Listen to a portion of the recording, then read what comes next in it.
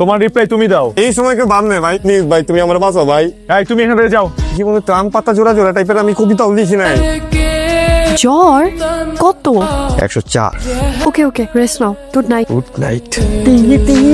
ভালোবাসার ময়দান আর যুদ্ধক্ষেত্র, এই দুই সময় জ্বরের জন্য সবকিছু করা যায়। কুহু যেহেতু তোর লেখা মেসেজ পড়ে প্রেমে পড়েছে, তোকে লেগে থাকতে হবে। আবির সেজেই কুহুর আরো কাছাকাছি যেতে হবে। তারপর একদিন বলে দিবি মেসেজগুলো তুই লিখেছিস, দেখবি কুহু ঠিকই তোরই হবে। মিস্টার পটেটোর আইডিয়াটা ভালো লেগেছে।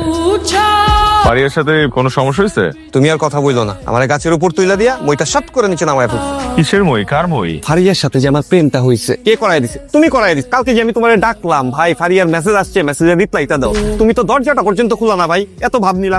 প্রবলেম কি হয়েছে? প্রবলেম হইছে, কালকে আমি ফারিয়াকে টেক্সট করছি আমার জ্বর আসছে 104 জ্বর। এখন জ্বর আসছে আমি কতদিন বলবো? মানে আমি ওরা কি জ্বর আসছে বলে কতদিন ঝুলাই রাখবো? আমার একটু বলো তো ভাই। তোমার ফোনটা দাও, মেডিসিন ছাড়া জ্বর নামায় দিচ্ছি। একটা ফু দাও তো। ফু? কেন? তুমি ফু দিলেই আমার জ্বর ভালো হয়ে যাবে। এই জ্বর ভালো হয়ে গেছে।